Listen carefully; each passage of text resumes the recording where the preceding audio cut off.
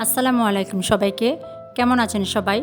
আশা করি আল্লাহর অশেষ রহমতে আপনারা সবাই ভালো আছেন, সুস্থ আছেন। আলহামদুলিল্লাহ, আমরাও আল্লাহ পাকের ইচ্ছায় ভালো আছি।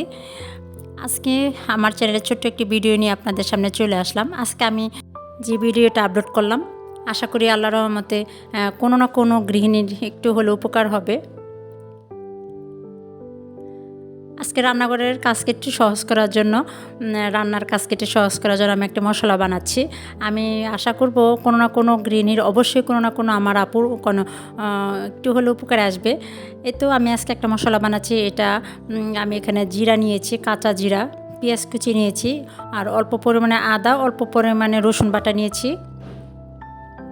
আর এখানে আমি জিরাটা প্রথমে ভালোভাবে ধুয়ে পরিষ্কার করে এটা আমি ব্লেন্ডার করে নেব।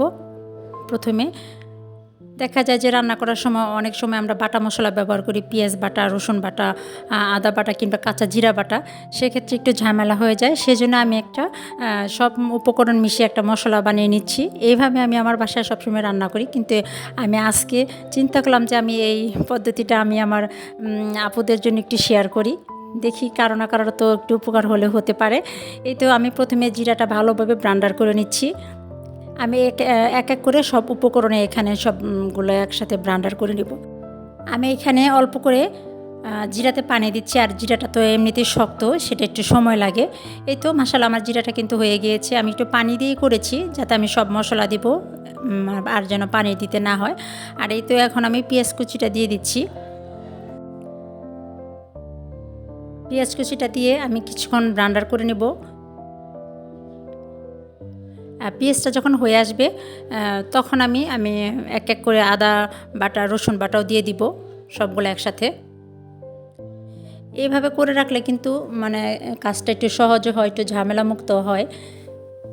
এভাবে যদি আমরা ফ্রিজে রেখে দেই কিংবা আমি যেটুকু ব্যবহার করি সেটা যদি আমি নরমালে রেখে দেই, সেক্ষেত্রে কাজটাও অনেক সুবিধা হলো। দেখা যায় যে অনেক সময় এমন এক সময় আসে যে এখন আমার সব মশলা দরকার, এখন আমার করতে হবে। সেক্ষেত্রে কিন্তু এভাবে করে রেখে দিলে কাজের অনেকটাই সহজ হবে। এই তো আমি এক এক করে এখন সব দিয়ে দিচ্ছি। এই মশলাটা কিন্তু আপনি সব তরকারির মধ্যে খেতে পারবেন, মাছ মাংস যেটাই হোক না কেন। হয়তো মাংস যখন রান্না করব তখন আমরা আদা রসুনের পরিমাণটা আলাদা করে একটু বাড়িয়ে দেব। এখানে কিন্তু সেইভাবে বাড়ানো হয় নাই। এটা আমি যখন মাছ রান্না করব সেক্ষেত্রে কিন্তু আমি যে পরিমাণটা দেব হয়ে যাবে, কিন্তু মাংস রান্না করার সময় আমার আদা রসুনের পরিমাণটা একটু বাড়িয়ে দিতে হবে।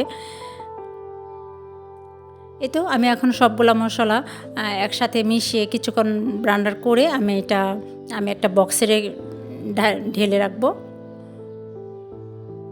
এই তো এখন আমার হয়ে গিয়েছে এটা। আপনার কিন্তু এটা বেশিক্ষণ সময় লাগে না, সর্বোচ্চ 3-4 মিনিট সময় লাগবে। 3-4 মিনিটে কিন্তু আমি অনেক দিনের কাজ একটা গুছিয়ে রাখলাম।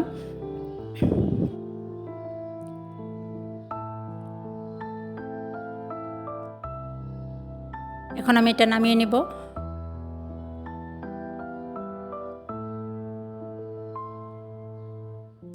আমি একটা বলের মধ্যে ঢেলে নিয়েছি। আমি এখন এটার থেকে আমি একটা বক্সে রেখে দিব, ডিপ ফ্রিজে রাখবো। আর আমার যেটা দরকার সেটা আমি অল্প পরিমাণে নরমালে রেখে দিব, যেটা আমি সবসময় রান্না করব, সবসময় যেন আমি হাতের কাছে পাই।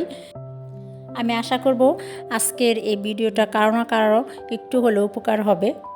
আর যদি কারো উপকার হয়, যদি ভালো লেগে থাকে, তাহলে চাইলে আমার ভিডিওতে আপনারা লাইক দিতে পারেন। আর আমার চ্যানেল যদি আপনারা নতুন হয়ে থাকেন তাহলে আপনারা চাইলে আমার চ্যানেলটা আপনারা সাবস্ক্রাইব করে নিতে পারেন। আর যদি আজকের ভিডিওটা আপনারা আমার ফেসবুক পেজ থেকে দেখে থাকেন তাহলে আমার ফেসবুক পেজটা আপনারা চাইলে ফলো দিতে পারেন।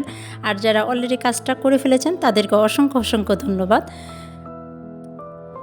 এই তো মশলাটা করা শেষ, আমি এখন বক্সে ভরে নিচ্ছি। আমি আশা করব অবশ্যই কারো না কারো একটু হলে উপকার হবে। আর উপকার হলে আমার কিন্তু অবশ্যই জানাবেন আপনারা কমেন্টস বক্সে আজকের ভিডিওটা আমার কেমন হলো।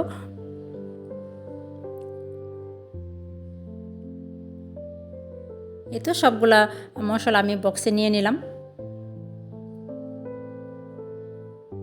আপনি কিন্তু এটা সর্বোচ্চ 3-4 মিনিট সময় লাগবে।